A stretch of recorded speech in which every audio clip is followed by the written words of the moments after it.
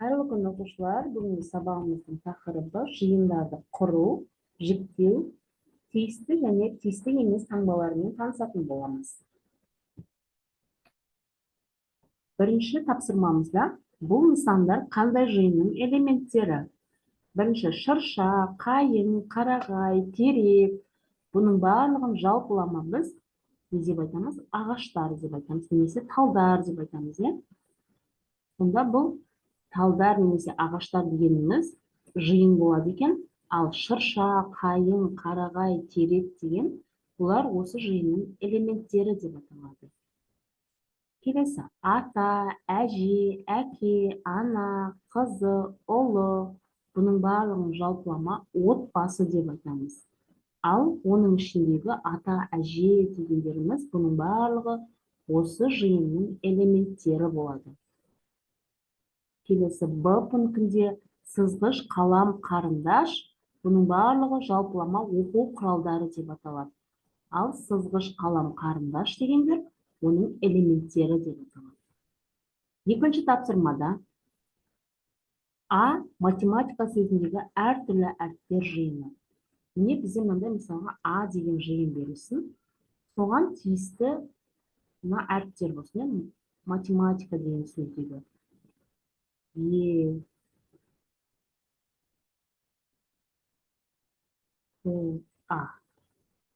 Енді бізге айтып тұр. Бұл жердегі мысалға осының ішіндегі, осы жиынның ішіндегі әріптер осы мына А жиынына тиісті. Міне мысалы, мынау А жиыны болса, ал ішіндегі әріптер осының элементтері болады. Енді А жиынына тиісті осының ішіндегі әріптердің барлығы. Мысалы, Е тиісті А жиынына, К тиісті А жиынына, сонымен қатар Т тиісті А жиынына болады. Ал егер осы жиыннан тыс жатқан бір әріптер болсын, мысалға Ж болсын, тағы да В әріпі болсын, тағы да С әріпі болсын, бұлар тиісті емес болады. С тиісті емес А жиынына деп жазамыз.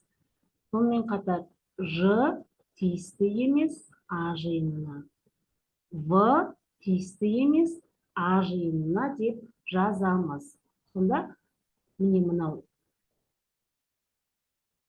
тиісті деген мағынаны береді. Ал бұлай сызып жіберсек, ол тиісті емес деген мағынаны береді.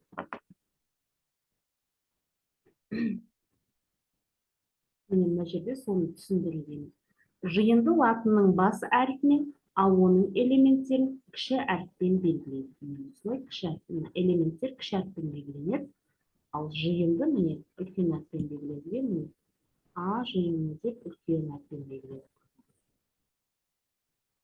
Келесі бізде үшінші тапсырма. Номері үшінші тапсырмада берілген сандар қандай жиынның элементтері болып табылады? Үшінші тапсырма.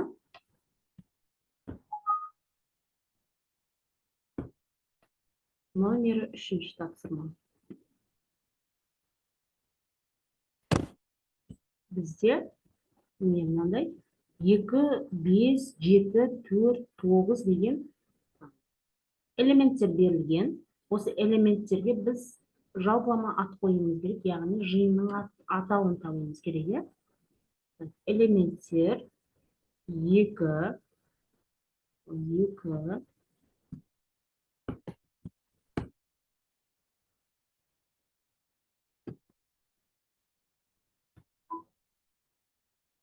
2, 5, 7, 4, 9 деген элементтерге жалпылама бір таңбалы сандар деп ат қойсақ болады.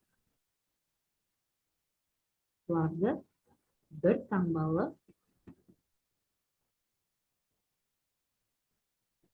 таңбалы сандар деп атасақ болады.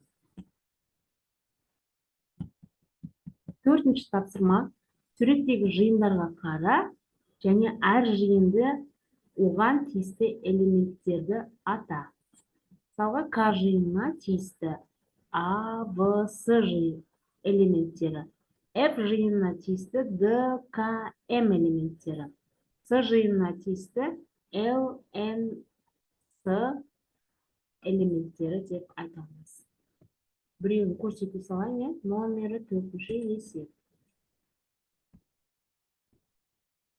Номері 4-ші есепте К жиынына тиісті, А тиісті К жиынына, В тиісті К жиынына, С тиісті К жиынына деп айтады.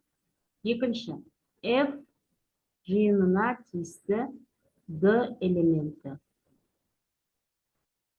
К тиісті F'ге, М тиісті F'ге, Л тиісті С-ға, Н тиісті С-ға, С тиісті С-ға. Не осылай жазылады?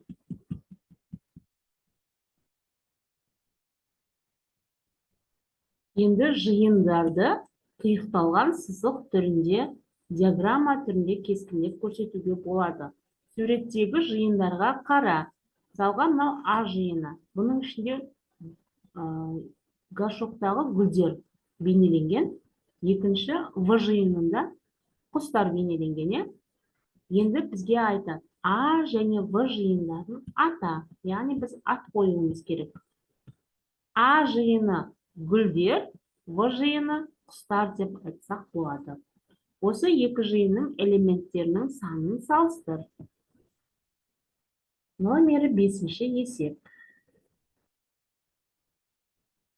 А жиыны бізде гүлдер деп атасақ болады. В жиыны құстар. Так, А жиынында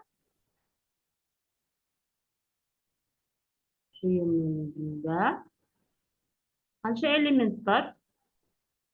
Санайық. 1, 2, 3, 4, 5, 6, 7, 8, 9, 10, 11, 12.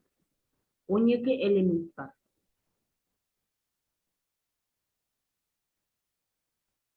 Ал В жиынында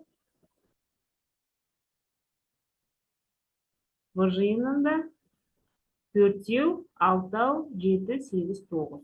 9 элемент бар.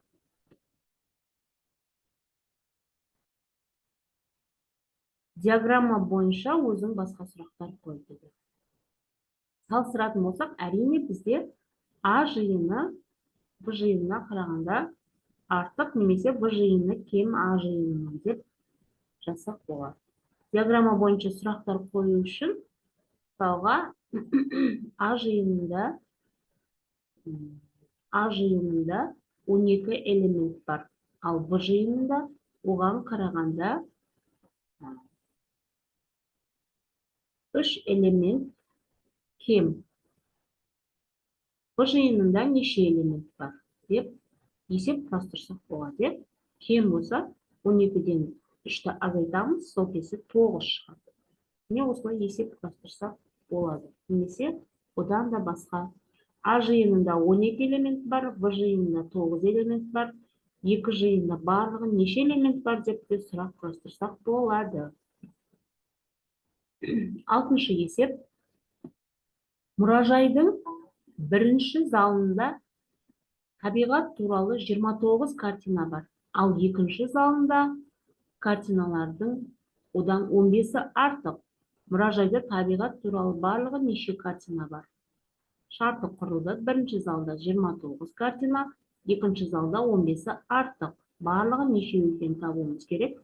Ол үшін құрама есеп түрінде шығарылды. 29-ға қосамыз. Екінші залдағыны қосқанда, яғни 29-ға 15-ті қоссақ, екінші залда 44 картина бар екен. Екі залдағыны қосқанда 73 картина шықты. Жауабы мұражайда барлығы 73 картина бар екен. Жетінші есеп 15-ке арттыр дейді. Яғни мына 17-ге 15-ті қосамыз. 36-ға 15-ті қосамыз. 85-ке 15-ті қосамыз. 69-ға 15-ті қосамыз. Міне, келесі 15-ке кеміт. 23-тен 15-ті азайтамыз. 8 болады. 61-ден 15-ті азайтамыз. 46 болады. 83-тен 15-ті азайтамыз. 68 болады. 92-ден 15-ті азайтамыз. 77 болады. 8-ші есеп. Жиындар құр, әр жиынға 4 элементтен жаз. Мысалға, сынып бөлмесінде бізде қандай элементтер болады? Сынып бөлмесінде тақта, парта, кітап, бор деген заттар болады. Яғни сол сынып бөлмесінің элементтері болып саналады. Екінші, қоршаған орта нысандар жиынын жаз дейді. Оны В элементі деп белгілеп аламыз. В элементі. Яғни бізді айналамызда қоршап тұрған ол бізді тау немесе өсімдіктер, тастар, үйлер, дүкендер. Яғни 4 элементтен жазып шықты деген. 8-ші есеп осылай. 9-ші есеп. Тиісті амалдар таңбасы мен сандарды қой.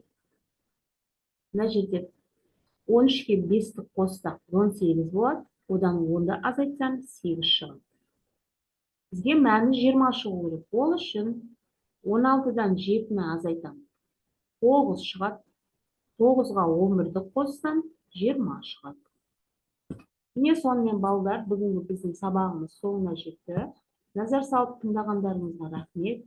Келесі кездескенше сау саламатта болыңыздар.